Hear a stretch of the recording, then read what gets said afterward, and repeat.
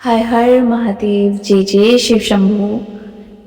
सोमवार का जो व्रत होता है वो भोलेनाथ के लिए किया जाता है। ऐसा माना जाता है कि जो भी स्त्री कुंवारी अवस्था में भगवान शिव शंकर की 16 सोमवार की व्रत करती है उसे बहुत ही अच्छा पति मिलता है।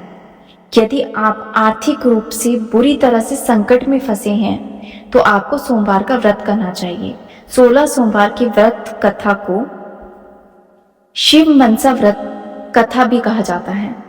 ऐसा कहा जाता है कि इस व्रत को रखने से मनुष्य की सभी मनोकामनाएं पूर्ण होती हैं। सोमवार व्रत की कथा। किसी नगर में एक साहूकार रहता था। उसके घर में धन की कोई कमी नहीं थी, लेकिन उसकी कोई संतान भी नहीं थी, जिस वजह से वे बेहद दुखी रहता था। पुत्र प्राप्ति के लिए वह भगवान शिव कि प्रत्येक सोमवार का व्रत रखता था और पूरी श्रद्धा के साथ शिवालय में जाकर भगवान शिव शंकर और माता पार्वती जी की पूजा करता था। उसकी भक्ति देख मां पार्वती प्रसन्न हो गई और भगवान शिव से उस साहूकार की मनोकामना पूर्ति का निवेदन करने लगी। माता पार्वती की इच्छा सुनकर भगवान शिव ने कहा, हे पार्वती, इस संसार में हर प्राणी को उसके कर्मों के अनुसार फल मिलता है और जिसके भाग्य में जो हो उसे भोगना ही पड़ता है। लेकिन पार्वती जी ने साहूकार की भक्ति का मान रखने के लिए उसकी मनोकामना पूर्ण करने की इच्छा जताई। माता पार्वती के आग्रह पर शिव जी ने साहूकार को पुत्र प्राप्ति का वरदान दिया, लेकिन साथ ही यह भी कहा कि उसके बालक की आयु केवल 12 वर्ष की होगी। माता पार्वती और भगवान शिव की बातचीत को साहूकार सुन रहा था। उसे ना तो इस बात की खुशी थी और ना ही गम। वह पहले की भांति शिव जी की पूजा करता रहा। कुछ समय उपरांत साहूकार के घर में एक पुत्र का जन्म हुआ। जब वह बालक 11 वर्ष का हुआ तो उसे पढ़ने के लिए काशी भेज दिया गया। साहूकार ने पुत्र के मामा को बुलाकर उसे बहुत सारा धन दिया और कहा कि तुम इस बालक को काशी विद्या प्राप्ति के लिए ले जाओ और मार्ग में यज्ञ करवाना। जहां भी यज्ञ करवाओ वहीं पर ब्राह्मणों को भोजन कराते हुए दक्षिणा देते हुए जाना। दोनों मामा भांजे इसी तरह यज्ञ कराते और ब्राह्मणों को दक्षिणा देते हुए काशी की ओर चल पड़े।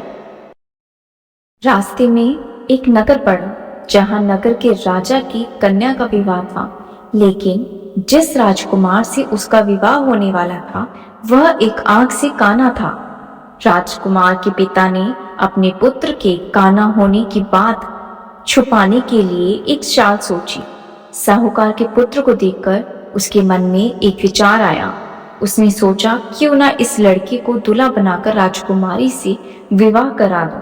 विवाह के बाद इसको धन देकर विदा कर दूंगा और राजकुमारी को अपने नगर ले आऊंगा। लड़के को दूल्हे के वस्त्र पहनाकर राजकुमारी से विवाह कर दिया गया, लेकिन साहूकार का पुत्र एक ईमानदार था। उसे यह बात न्यायसंग नहीं लगी। उसने अवसर पाकर राजकुमारी की चुन्नी के पल्ले पर लिखा कि तुम्हारा विवाह मेरे साथ हुआ है, लेकिन जिस राजकुमार के संग तुम्हें भेजा जाएगा वह एक आंख से काना है। मैं तो काशी पढ़ने जा रहा हूँ। जब राजकुमारी ने चुन्नी पर लिखी इन बातों को पढ़ा तो उसने अपने माता पिता से ये बात बताई। राजा ने अपनी पुत्री को विदा नहीं किया, जिससे बारात वापिस चली गई। दूसरी ओर साहूकार का लड़का और उसका मामा काशी पहुंचे और वहां जाकर उन्होंने यज्ञ किया। जिस दिन लड़की की आयु 12 वर्ष की हुई उसी दिन यज्ञ रखा गया।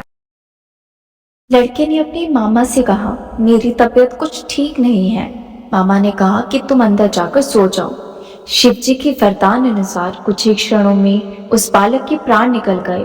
मृत भांजे को देख के मामा ने विलाप करना शुरू कर दिया। संयोगवश उसी समय शिव जी और माता पार्वती उधर से जा रहे थे। पार्वती ने भगवान से कहा, हे प्राणनाथ, मुझे इसके रोने के स्वर सहन नहीं हो रहे। आप इस व्यक्ति के कष्ट को अवश्य दूर करें। जब शिव जी मृत बालक के समीप गए तो वह बोले कि यह उसी साहूकार का पुत्र है जिसे मैंने 12 वर्ष की आयु का वरदान दिया।